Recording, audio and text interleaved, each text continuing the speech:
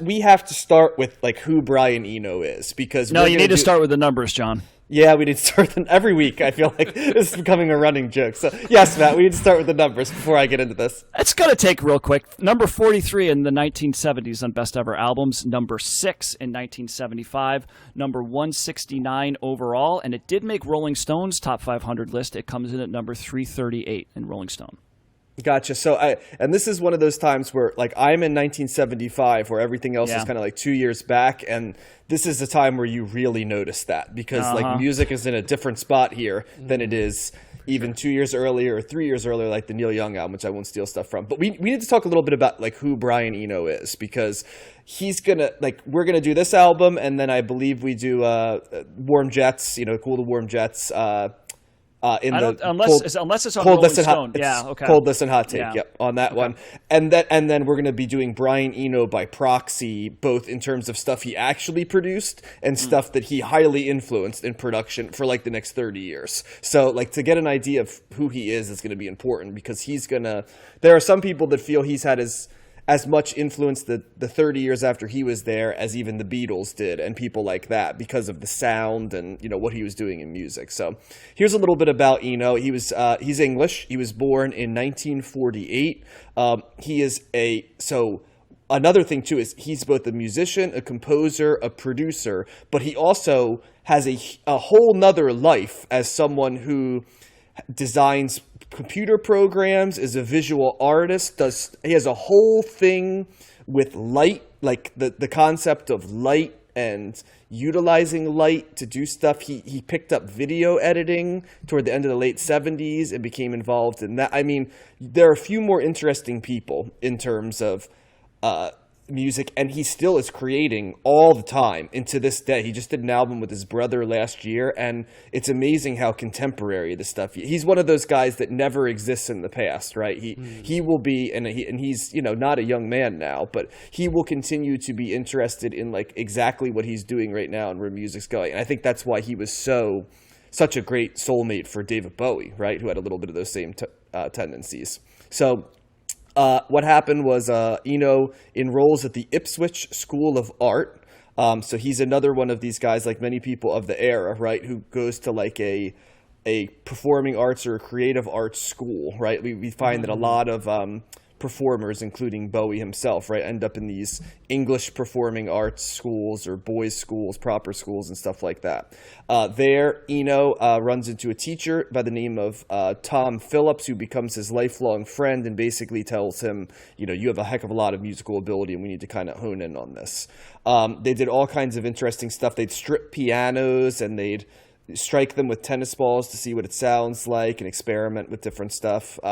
He graduates in 1969. During the time that he's at the Winchester School of Art, which is where he goes to after the Ipswich School of Art, he sees a lecture by Pete Townsend, actually. And he realizes then that he says that he could become a musician without formal or classical training, right? That he could, do his homework, but, he wouldn't need to go to a formal music school, right, to get the ear. At that time, remember, there was still sort of like, are you classically trained or are you not classically trained? Yeah. And he sees in Townsend a little bit of a role model, I think, in terms of thinking outside the box, which I think makes sense with kind of what we've been seeing Townsend trying to do, at different stuff. So while at school, Eno's using tape recorders as musical instruments, so doing a little bit of like the stuff that Frank Zappa was doing. And he actually joins a band called the Black Aces in 1964. He's playing the drums in that band. He creates a couple, avant-garde groups. He's creating his own music. He's doing art. So he's got a little bit of that Bowie life. You know what I mean? Remember, Bowie was a mime at one point and stuff. So but you know what I'm saying? He's delving, films stuff. He's delving into all of these different art house type stuff. He keeps forming bands, and basically he's creating a persona. So I did research on a lot of different avenues, right, for this, because I was kind of fascinated by Eno. But if you go to Wikipedia, the most basic one where I just skimmed to see what it was, there is a picture of Brian Eno from when he's in Roxy Music, which we're going to talk about. And I dare you to not know who that is and picture it as Brian Eno, and also picture him as anything but a very pretty female, because he is glammed up in Roxy Music. Roxy Music is kind of like the ultimate art rock band, and we're not covering Roxy Music, which is kind of amazing. I think in we many are in ways. the 80s, John. They have an in album the 80s? Okay. Yeah. Well, we're not covering like For Your Pleasure and stuff, which is kind of their big one in the 70s. And so Roxy Music it's a band. The two most well-known people from it are Brian Ferry, who goes on to have a Roxy Music after Eno leaves, and also have his own solo career. And it's part of this idea that's called the New Romantic movement. It's its own episode, hour-long episode, the New Romantic era. So Roxy Music starts when he just has a chance meeting with saxophonist Andy McKay at a train station. They strike up a conversation, and Eno basically says, if I was 10 yards further down the platform or missed that train, I probably would have been an art teacher instead of a musician now. But that put him in a formalized setting. Eno is on Roxy Music and For Your Pleasure, which are 72 and 73 respectively. He's credited as Eno on those albums, and he's playing the VCS3 synthesizer. He's also doing backing vocals, tape effects, and I think most notably he's the co-producer. During the shows, he isn't really on the stage. He's operating the group's mixing desk off the stage. And then he has a microphone off of it to sing the backup vocals. So he's kind of like almost like an omniscient presence, right? From the sound is kind of what they're going for. But he's still dressed in like flamboyant costumes and makeup, which I find very interesting as well. But he's kind of in the background there. After For Your Pleasure, and they tour it, Eno and Ferry notoriously had strong disagreements. Ferry was kind of a control freak in terms of like in a domineering way, right? And Eno, in his own way, was a strong personality, but much more in the I'm going to kind of go out on my own and explore my muse type way, if that makes sense. So he goes out and creates his own solo career, and he begins just basically banging out electronically infected art pop. So Here Come the Warm Jets, which we'll cover, Taking Tiger Mountain, Another Green World, and Before and After Science. He also is basically creating what he would call ambient music, which we've used the term for, but he actually is who creates that. So while he's creating these cohesive albums, he's also putting out just collections of ambient sound, most notably one where at the airport, right? It's basically called Airport, and it's just sort of sounds that are designed to... They're fascinating listening experiences. I don't know if I can recommend them, but they give you an idea of kind of like, how his brain works. Another thing to know is that King Crimson founder and guitarist Robert Fripp collaborated with Eno, and they're messing around with the tape delay and experimental and ambient and drone music, and they're creating albums as well at this time. So he's creating these 4 solo albums. He's creating these ambient collections, right? He's creating No Pussyfooting in 1973 with Fripp from King Crimson, and he also does another album, Evening Star, in 1975. He's also producing albums left and right. In the late 70s, he's responsible for that Berlin trilogy that we're going to talk about, I think, all 3 of the albums later. So that's a little bit of what Eno's doing. He continues to do all kinds of interesting stuff in the 70s and the 80s and 90s. I mean, some of it you're going to love and some of it you're going to hate, but none of it's boring. He's ridiculously influential to musicians in so many different things. I'm going to cut the bio off in terms of him there because it would be hard to keep describing what's going on. Let me give a little bit of context on the album right here. This was released in September 1975 and released by Island Records. It's got all kinds of guests on this. It's got Robert Fripp from King Crimson. It's got Phil Collins playing the drums on this. It's got John Cale of the Velvet Underground playing viola on 2 tracks.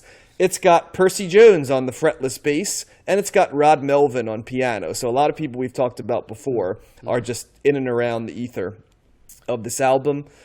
He recorded it over the months of July and August in 1975. One of the things that had happened shortly before this was that he was hit by a taxi, and so he was laid up during that time. And he tells the story that while he's sitting there kind of not being able to do, a girlfriend brought him an old record of harp music, HARP, and he listens to it, and he had the amplifier set at a very low volume.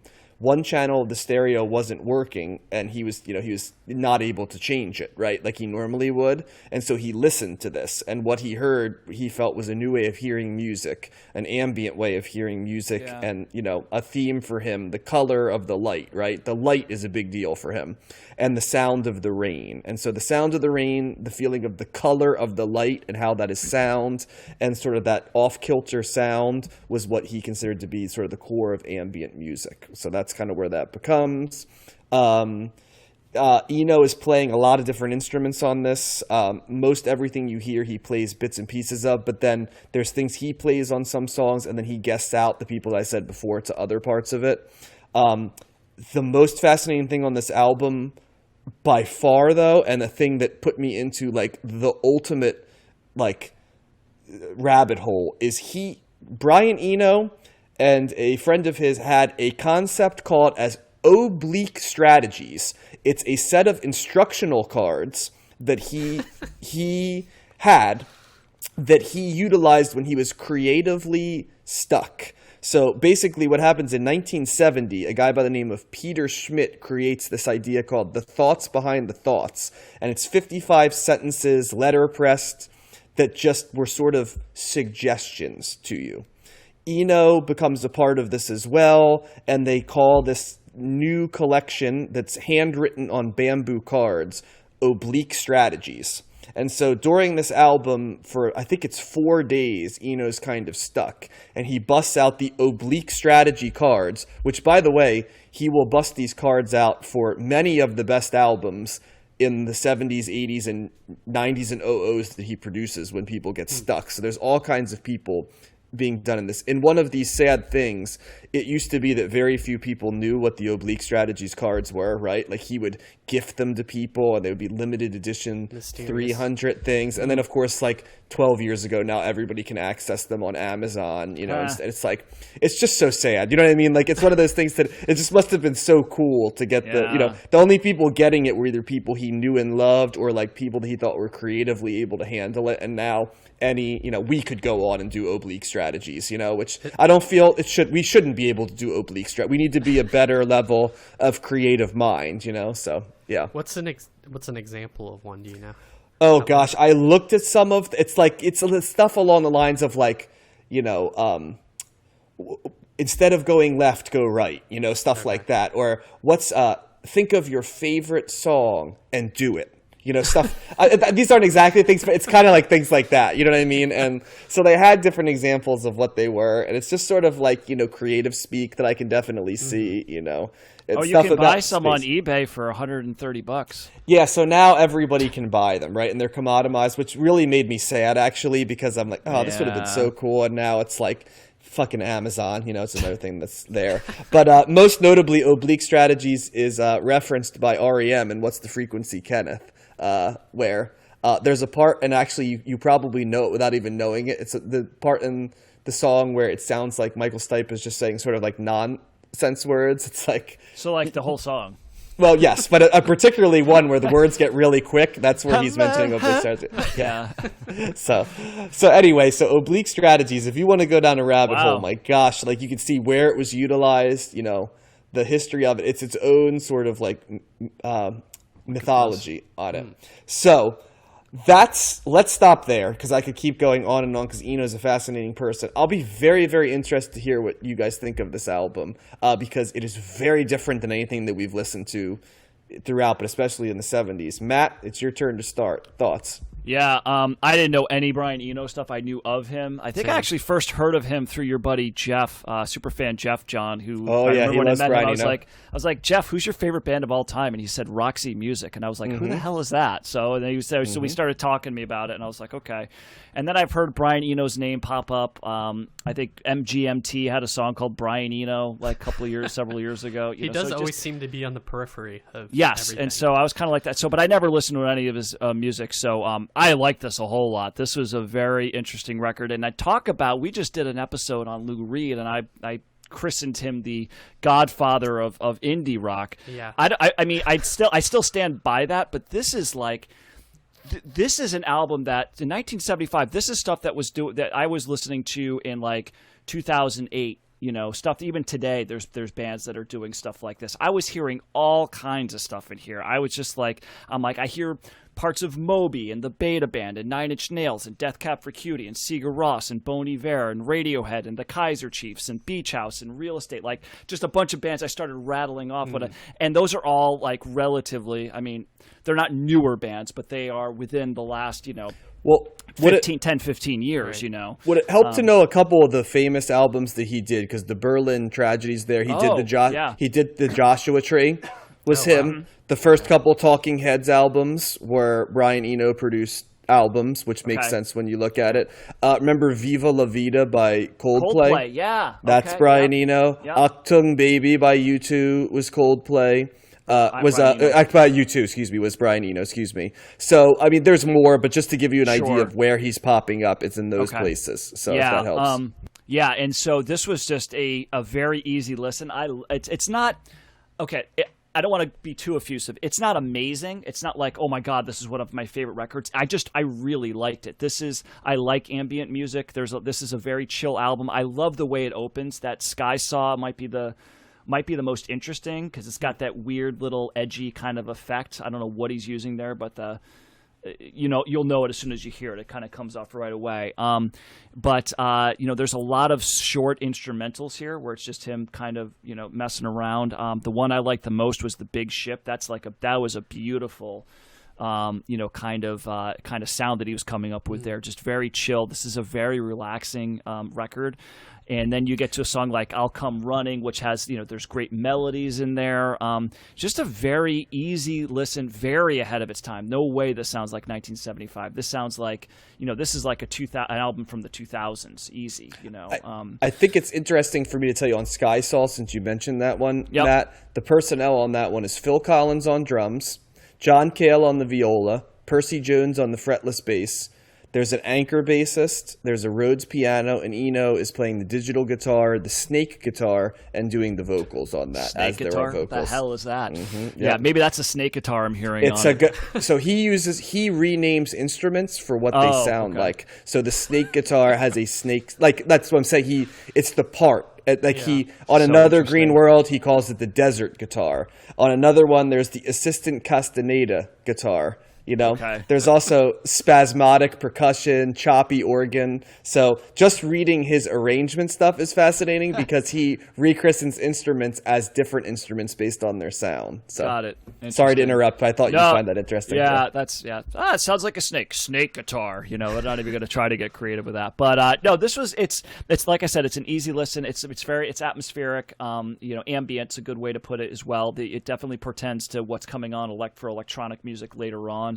And so, we're talking about artists that were way ahead of their time.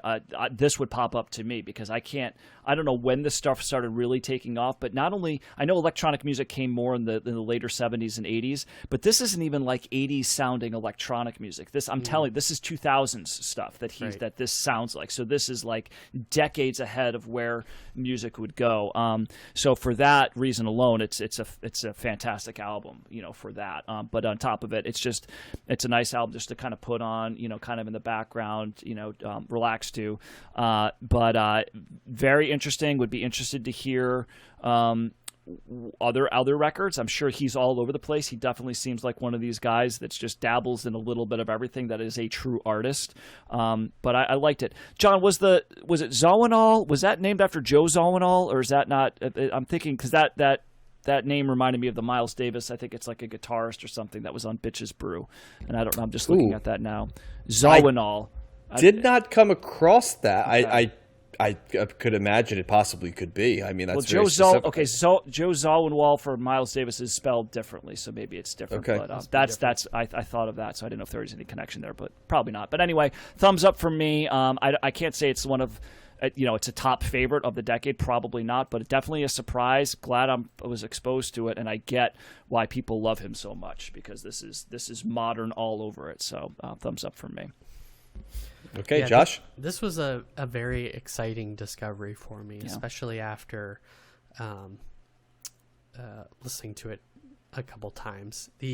So for some reason, my expectations got the better of me. I was thinking this was like krautrock for some reason, so I was going in with and then John was kind of hinting at it kept saying, well, I'm excited to hear what you think of the album. So I was like, well, what is this going to be like, right? Yeah. And in the way that maybe Can was or something initially when we heard it. And I only knew of Brian Eno just basically in name only. I had heard Roxy music before, but I don't think I ever put that connection together, and I didn't know anything about his producing or any of the other things he dabbles in. But so then my next thought was, well, is this going to be like a Captain Beefheart / Lou Reed situation where I really like one album and then the rest of the ones are like crazy and I can't get into them, or they're so out there that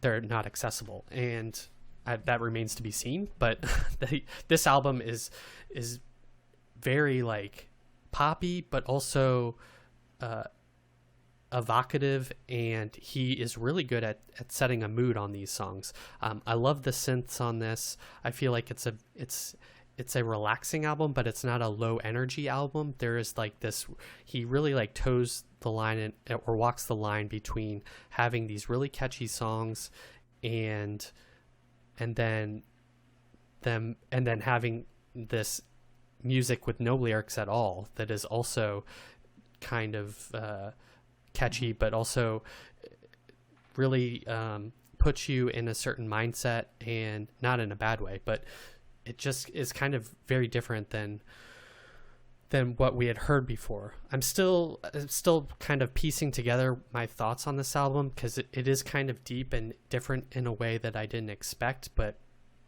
it starts out, at least on the probably half of it, it's a mixture of these more poppy songs with lyrics that he sings on it, and then it seems to transition into more just more predominantly ambient music or music without lyrics, but all of it is very enjoyable.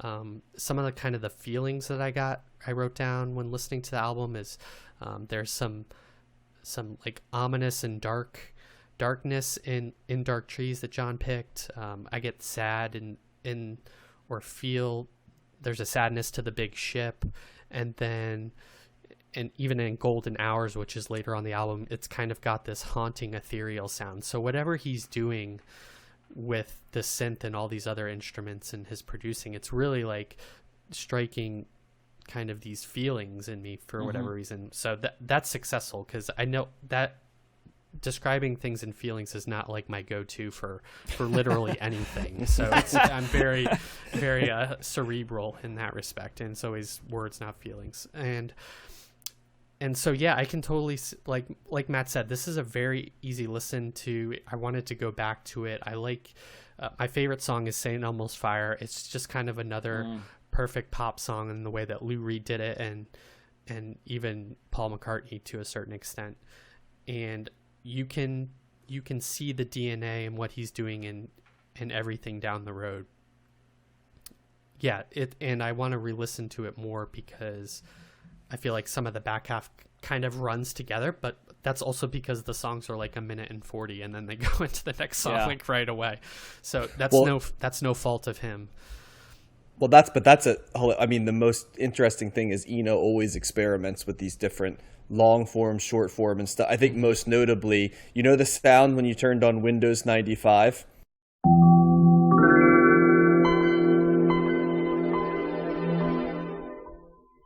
Yeah, that's Brian Eno. Oh my God, he created did that? It. So they asked him they went to him and they said, we need you to do something in here. We want it to sound like this, this, and this, and we want it to be 3 1/4 seconds. And so of course he found that hilarious. So he basically did like 80 different sounds and became obsessed with, doing stuff in 3 and 4. But then he tried to do something later, and he was doing like 2-minute compositions in 3 minutes. He said it felt like he had the whole ocean of space to do stuff. And so that's a perfect example. He's continuums and stuff is there. But yeah, if you turn on your computer with Windows 95, not the welcome, but like everything else. Right. Yeah.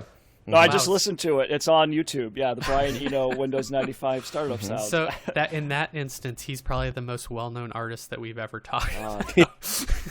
Literally everyone has heard that noise probably around the world at some point. What did you think of this album, John? I know you knew Roxy Music and maybe. I'm familiar with this because there was a period of time where everything was coming to me exploring Brian Eno, which I did probably about 10 years ago, I'd say. I love 80s U2. I'd like to classify that. I love 80s U2, and Brian Eno produced all of those albums, so I really enjoyed that. He's name-checked by a lot of bands I like.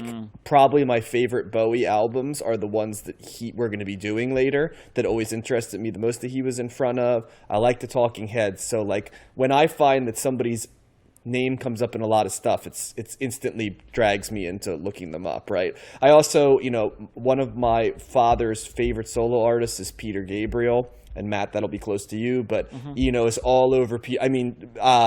Josh mentioned St. Elmo's Fire, right? And St. Elmo's Fire sounds like Peter Gabriel, like a song that he would give to Peter Gabriel, right, to sing over on his earlier albums and stuff.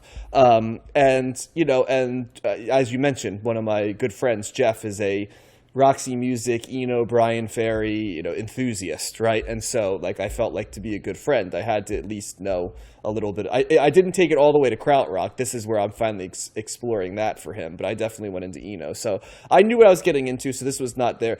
Here's what I knew immediately from this album. When I wanted to listen to it for the first time in several years, it's a night album. This album's going on at night when I'm winding down. And I went on my porch and I put headphones on, and I'm like, that's how I have to experience this first, because that is how I know the primary way to experience it is.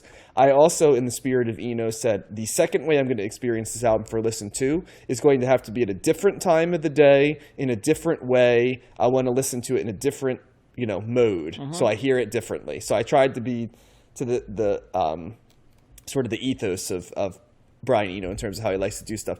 I love this. I think that, did you say the word evocative, Josh? Because that's an awesome word to describe this. I look at this as much like those cards, right, that we talked about. He puts sounds and ideas out there, all of these different sounds, and they're interesting as an album, and they're interesting as individual pieces. Like each of these, I almost feel like what I would want to do is listen to the song and then process it. This is an album that to me is impossible to rate and put in, well, where does this stand? And to me, this is just like an album where I listen to it, and it's not about judging it so much as Josh said. And I have a lot like Josh. I feel with my head a lot of times, you know what I mean? And when I feel strongly, it's normally in the easy feelings, right? Music that connects to rage, you know what I mean? Music that connects to happiness, This is one that gets into strange recesses of me a little bit. And like Josh mentioned, there's things that make me feel kind of sad, but in different, remember those pictures they have, right? All the different faces, to show the difference between feeling angry, frustrated, furious, there's levels of sadness I feel, forlorn, melancholy, simply sad, reminiscent sad, you know what I mean? And different things where it's that it goes in a different direction. And that's how I almost experienced this album. It's just a range of feelings. So when Josh said that, I thought that was really cool because I felt the same way. And also I know Josh and I sometimes are coming at things from the same lens. But so I enjoyed this. I think it's almost an essential here. I'll put Brian Eno, and I even mentioned this last time, I'll put Brian Eno in that category of and I wouldn't put Bowie, by the way, in this, because I felt like Bowie was just better at figuring out the trends quickly, right, and then being able to adapt to them. But Eno, much like Iggy Pop and Lou Reed, is like a space alien, a couple years ahead of his time at all times, and sometimes 30 years ahead of his time, sometimes 10 years ahead of his time, sometimes creating music that sounds different than of his time, but doesn't directly influence people in the time, but does 15 years later. It's almost an essential listen if you're someone who wants to listen to pop music from, the mid-'70s on, because you kind of got to know, some of his DNA isn't so much stuff or influences stuff that then becomes the DNA of stuff. So it's a strong recommend for me. I really like it. I just can't keep coming. I got to keep coming back to this. This does not sound anything like anything in the 70s. Like, this is so far ahead of that, and it's just shocking that this is an album that could come out today, you know, and still. Yeah, well, the closest thing is Roxy Music to some degree, and I don't know any of their stuff either, so maybe I should check them out too, you know. Yeah, and it's not exact, by the way. Roxy Music is more pop centered. This is kind of like where it gets lumped in with the krautrock is that it's not anchored to like Western sensibilities, right? Like rock it's anchored to a different set of sensibilities that you create them on the fly, right? As opposed to reference point. It's almost like some of the stuff could be played in the spa, like you're trying to relax you before getting a massage or something, which is not real music. It's kind of just this really relaxing, kind of nice, pleasing sound. But I don't find it relaxing always. I find sometimes it to be ominous and disturbing at times, And I when I was doing this, I thought to myself, I have a feeling Josh is going to really like this because I have a feeling he might hear it the same way. I said, I think it might be more challenging for Matt because Matt's music sensibilities are more rooted into Western music, and this is unmoored. So Matt's going to have to go outside of his framework, which you're willing to do, but I know that sometimes that's harder. You know what I mean? For you to do, because you have to acknowledge it. I see why you say all that, but this is also stuff like this. The first thing I was reminded of, there's several songs on Moby's Play that I was reminded of in listening to this. Not because there's stuff that's really upbeat and like danceable songs, not that stuff, but there's a lot of that stuff, like the melancholy kind of like just instrumental stuff. And I like that album a lot. And so, yes, that's not my typical, like, I listen to all stuff like this, but when I do, I really do like it. It is a different kind of way of approaching it. And I get what you guys are saying about the emotions. It's kind of funny. It's like, is Brian Eno like tapping into emotions that you don't normally feel? Like, oh, what is that? What, I didn't know that was there. For How'd me. that get in there? Well, it's not like I don't know I have them, but like he taps into places that are recesses that like, it's funny because that comes from me more with instrumental stuff than it does with traditional rock, I would agree I think with of that, like, what's the guy who does the Twin Peaks music, Josh? That like eerie. Badalamenti. Yeah, and like he does that too a little bit where he gets under my skin, but also amusingly and stuff, like it's just, there's something about that type of music and that kind of gets under my skin a little bit more and also brings joy and a range of feelings. This is like a really good litmus test album or like discussion album where you could give it to somebody and like be interested to hear what they think about it or feel about it, or like a class discussion or something like that. I feel like everybody could have different perspectives. Well, that's why the oblique strategies is so hilarious, because that's kind of, this album is oblique strategies, but like as an album. So you're 100% right.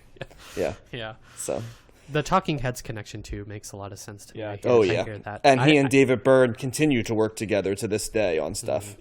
I heard of Montreal in this too.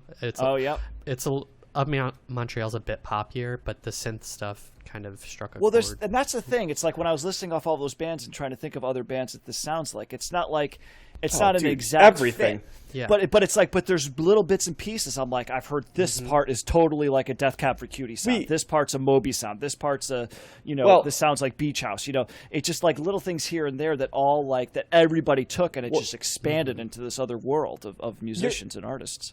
You guys are also I know Matt said that this sounds like that this also heavily influenced, bands like Talking Heads and Pet Shop Boys and Depeche Mode. I mean, my God, like there's Joy Division, which, New Order, right, which came all from Joy Division. Bands, all that stuff comes from this. So like I would argue a little bit, like, I mean, you can't listen to Joy Division and New Order and all of that electronic 80s Depeche Mode, without Erasure, right, without hearing elements of this. So no, that's true. Yeah, the other so this is the only Brian Eno album we cover. We do cover Avalon by Roxy Music in the 80s, but he's not in Roxy Music at that time, is he? He is he's way long gone by that. That's another. Okay. And we do cover him in a Cold Listen Hot Take. We do. Okay. Yeah, we will